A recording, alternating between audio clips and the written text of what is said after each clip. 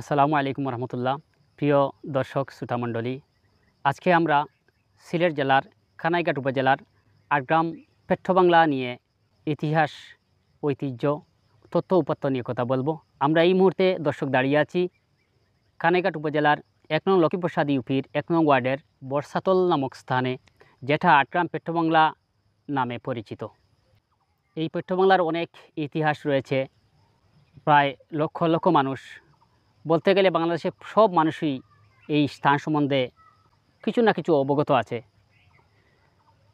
কেন কিছু অজানা কারণে হয়তো এই পেট্রোবাংলায় তেল উত্তোলন হয়েছিল, হওয়ার পরেও আজ দীর্ঘদিন থেকে বন্ধ রয়েছে। কেন বন্ধ রয়েছে, কী কারণে, এর সঠিক কোনো তথ্য এলাকার মানুষ হোক, দেশের মানুষ হোক, কেউ সঠিক তথ্যটি জানে না। আমরা আজকে এই ভিডিও ধারণের মাধ্যমে আমরা দেশবাসীর কাছে এই পেট্রোবাংলার কিছু কথা বলবো। যদি সরকারের ঊর্ধ্বতন কর্তৃপক্ষের দৃষ্টিগোচর হয় আর এখান থেকেই পুনরায় তেল খননের ইচ্ছা পোষণ করেন, চেষ্টা করেন, আমরা আশা করি সফল হব। সফল হওয়ার অনেক দিক রয়েছে। যদি সরকারের ঊর্ধ্বতন কর্তৃপক্ষের কাছে এই মেসেজটি যায়, তাহলে এই দেশ এবং জাতি উপকৃত হবে, এই এলাকা উপকৃত হবে। আমরা প্রত্যেক আমাদের এই ভিডিওর সাথে যারা জড়িত হবেন সবাইকে অনুরোধ করব, আপনারা সবাই লাইক, কমেন্ট, শেয়ার করে সরকারের ঊর্ধ্বতন কর্তৃপক্ষের কাছে এই ভিডিওটি প্রেরণ করার জন্য অনুরোধ করছি। প্রিয় দেশবাসী, আমি যেখানে দাঁড়িয়ে রয়েছি আমার সম্মুখে রয়েছে এই তেলকূপটি। আপনারা কেউ জানতে পারেন অথবা নাও জানতে পারেন এই পেট্রোবাংলাটির ইতিহাস। সঠিক তথ্যটি এখনও পাওয়া যায়নি, তবে আমাদের মুরব্বিয়ানদের কাছ থেকে, এলাকার প্রবীণ মুরব্বিয়ানদের কাছ থেকে এবং জনশ্রুত কথা অনুপাতে বা এই পেট্রোবাংলার কাজের সাথে যারা তখনকার জড়িত ছিলেন, তারা ধারণা করে বলেছেন যে তারিখটি খুব সম্ভব 1979 সালের প্রথম দিকে এই তেলকূপটি খনন করার কাজ শুরু হয়েছিল। দীর্ঘ প্রায় 2 বৎসর কাজ শেষে তেল উত্তোলন করা হয়েছে। শত শত মানুষ, সহস্রাধিক মানুষ এই পেট্রোবাংলার কাজের সাথে জড়িত ছিলেন এবং বিশেষ করে জাপানের একটি কোম্পানি এসে এখানে কাজ শুরু করেছিল।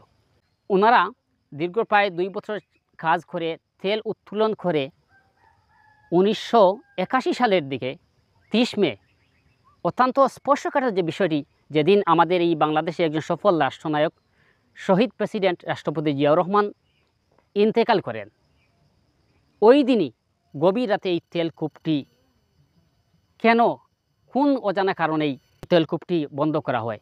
তখন ওখানে কিন্তু ওই জাপানিরা শত শত বস্তা সিমেন্ট ঢেলে ওখানে এই নলকূপটি বন্ধ করে যায়। এখনও আপনারা দর্শনার্থী আসলে দেখে এবং দেখতে পারবে ওখানে আলোর মানে ফুয়ারা দিয়ে দিয়ে মাঝে মধ্যে তেল উঠতেছে। বা আমাদের পার্শ্ববর্তী পাহাড়ের দিকে এখনও তেলের ওই কেরোসিনের তেলের ঘ্রাণ পাওয়া যায়।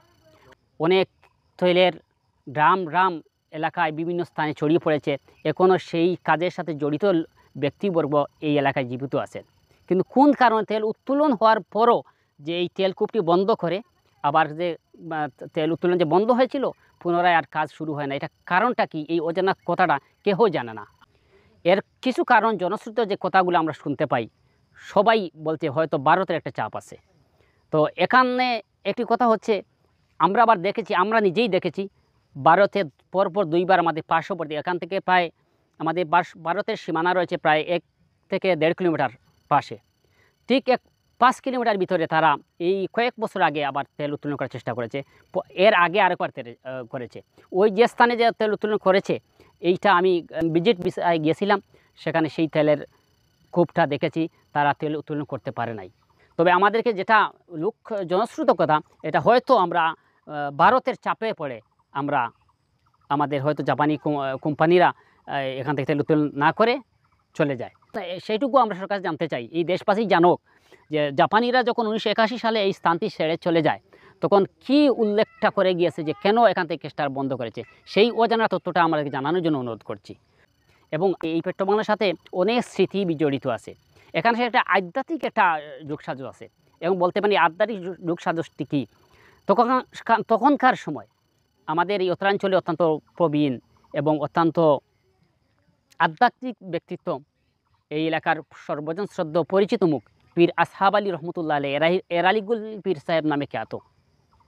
তিনি একটি ভবিষ্যৎবাণী কয়েকবার বলেছেন। এই তেলকূপে এসেছেন, এই তেলকূপ যেদিন উত্তোলন করার দিন ওনাকে দাওয়াত করা হয়েছিল, ইনভাইট করা হয়েছিল যে ওনাকে এনে দোয়া করে তেল উত্তোলন করা হবে। তো তিনি বারবার পরবর্তী যখন উত্তোলন করা হয় নাই, তিনি তখনও বলেছেন, একটা কথা বলতেন কিন্তু আধ্যাত্মিক মানুষ, এই যে যারা তেলকূপ খনন করছে, তেল উত্তোলন করার চেষ্টা করছে, ওরা আসলে তেল তুলতে পারে না, ওরা হঠাৎ করে পালিয়ে যাবে। তবে তিনি এই কথাটা বাস্তবে রূপান্তরিত হয়েছে। তারা বেশ কয়েকদিন কাজ করার পরে এই তেলকূপটা ছেড়ে চলে গেছে। আবার তিনি আরেকটি ভবিষ্যৎবাণী করে গিয়েছেন বারবার কয়েকজনের কাছে। ওনার এই কথাটা সরাসরি কথা বলে এখনও লোকজন আমার কাছে আসেন। ওনার একটা জীবনীতে, আমি নিজে ওনার জীবনী লিখেছি, ওনার জীবনীতে উল্লেখ করেছি বলে এই যে তেলকূপ পুনরায় উত্তোলন হবে, কিন্তু এইটা যে ইঞ্জিনিয়ার উত্তোলন করবে ওর মায়ের জন্মটাও আবার হয় নাই। তবে বোঝা গেল আমরা এখান থেকে একটা বুঝতে পারি বলে একসময় আমাদের এখানে তেল উত্তোলন হবে বলে আমরা আশাবাদী। আমরা কার চাপে বন্ধ হয়েছে বা হয় না সেদিকে যাচ্ছি না। আমরা দেশের কর্তৃপক্ষের কাছে, ঊর্ধ্বতন কর্তৃপক্ষের কাছে উদাত্ত আহ্বান জানাবো, এলাকার স্বার্থে, দেশের স্বার্থে, জাতীয় স্বার্থে এই খনিজ সম্পদটি পুনরায় উত্তোলন করার জন্য জোর দাবি জানাচ্ছি। আমরা আজকে এমন এক সময়ে, এমন এক মুহূর্তে এসে এই ভিডিওটি ধারণ করছি যখন বলা হয় 24 চেতনার বাংলাদেশ। যদি 24 চেতনার বাংলাদেশ হয়, আমরা ভারতের যদি নতজানু হয়ে না থাকি, যদি আমার শির দাঁড়া করে থাকে, তাহলে আমরা এই অন্তর্বর্তীকালীন সরকারের মাধ্যমেই আমরা আশা করব এই তেলকূপ থেকে পুনরায় তেল উত্তোলন করার জন্য। আমরা অত্যন্ত আশাবাদী ছিলাম। আমাদের বিগত পার্লামেন্ট নির্বাচনে বেশি সময় পান নাই জনতার জননেতা মাওলানা হুসামউদ্দিন চৌধুরী সাহেব এই কানাইঘাট নিয়ে অনেক স্বপ্ন দেখেছিলেন, এখানে একটি ব্রিজ করার চেষ্টা করেছিলেন। তিনি নির্বাচনীকালীন সময় যে ঘোরাফেরা করেছিলেন, সেই স্মৃতিপট থেকেই তিনি সর্বপ্রথম এই সংসদের তিনি ফ্লোরে প্রথমেই এই কানাইঘাটের কথা বলেছিলেন।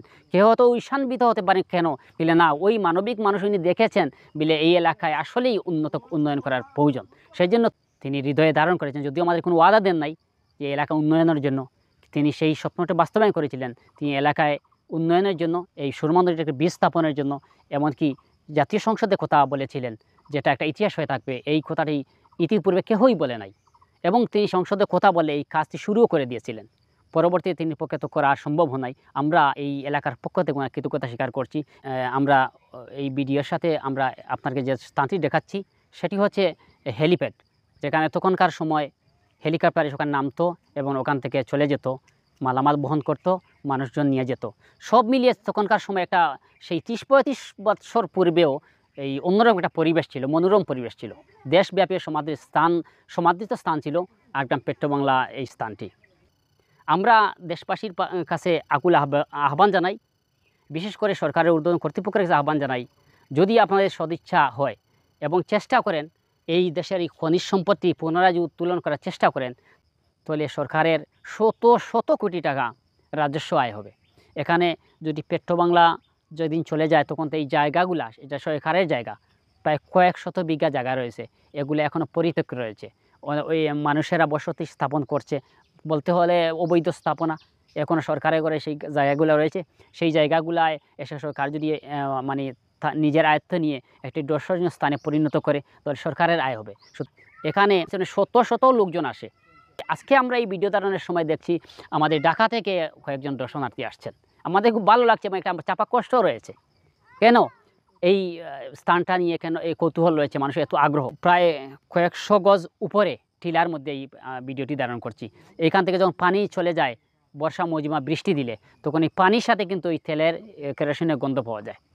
সুতরাং এইসব মিলিয়ে আমরা যতটুকু বুঝতে পারছি, এখনও কিন্তু এখান থেকে চেষ্টা করা হলে তেল উত্তোলন করা সম্ভব, এবং আমরা সেটা জোর দাবি জানাচ্ছি। কেন, কোন অজানা কারণে এখানে তেলটা বন্ধ করা হয়েছে, এই কারণটা কেন স্পষ্ট থাকবে। কিন্তু এই 24 বিপ্লবের এই সময়ে এটা তো অজানা থাকার কথা নয়। এবং আমি দেশের স্বার্থে এই খনিজ সম্পদ রক্ষার জন্য আকুল আবেদন জানাচ্ছি দেশের ঊর্ধ্বতন কর্তৃপক্ষের কাছে, এখান থেকে আর পুনরায় তেল উত্তোলন করার জন্য কাজ শুরু করার জন্য। আপনারা জানেন এই এলাকাটি অত্যন্ত অনুন্নত। এর অনুন্নতের একমাত্র কারণ হচ্ছে আমাদের পাশে একটি সুরমা নদী, এখনো পর্যন্ত একটা ব্রিজ হয় নাই। এই প্রায় লক্ষাধিক মানুষের বসবাস, প্রায় অর্ধ লক্ষ মানুষ এই একমাত্র এই আগ্রাম পেট্রোবাংলা রাস্তা দিয়ে নদীর ওই পারে যায় জকিগঞ্জ উপজেলায়। আমাদের জকিগঞ্জ উপজেলার সাথে সার্বক্ষণিক যোগাযোগ, মানে একমাত্রই সিলেট বা অন্যদিকে যাওয়ার একমাত্র রাস্তা। আমাদের দীর্ঘদিনের দাবি একটি ব্রিজ, কিন্তু সেই ব্রিজটা এখনও পর্যন্ত আর বাস্তবায়ন হয় নাই। অনেক নির্বাচিত নির্বাচনও আসার পূর্বে আমাদেরকে ওয়াদা করে যান, কথা দিয়ে যান, ব্রিজের চেষ্টা করবেন, কিন্তু কেউই কাজের কাজ করেন নাই। কেবল একটা নির্বাচনী একটা ওয়াদাই মধ্যেই সীমাবদ্ধ থাকে এবং আগামীতে পুনরায় যারা নির্বাচিত হবেন এবং সরকারের সংশ্লিষ্টতায় আমাদের এই সুরমা নদীর একটি ব্রিজ স্থাপনের জন্য জোর দাবি জানাচ্ছি। এখানে অত্যন্ত প্রয়োজন, হাজার হাজার ছাত্রছাত্রী স্কুল কলেজ মাদ্রাসায় চলে যায় এবং শুকনা মৌসুমে মানুষজন বাঁশের সাঁকো দিয়ে পার হয় এবং এই বর্ষা মৌসুমে নৌকা দিয়ে ঝুঁকি নিয়ে, জীবনের ঝুঁকি নিয়ে ছাত্রছাত্রীরা নদী পারাপার হয়। সুরমা নদীতে কোনো ব্রিজ নাই। গেল জানুয়ারিতে এই ইজারাদার তার স্ব-উদ্যোগে, মানব উদ্যোগে একটি কাঠের ব্রিজ স্থাপন করেছিল, যা সারা দেশ জুড়ে ভাইরাল হয়েছিল, একটা মানবিক কাজ করেছে।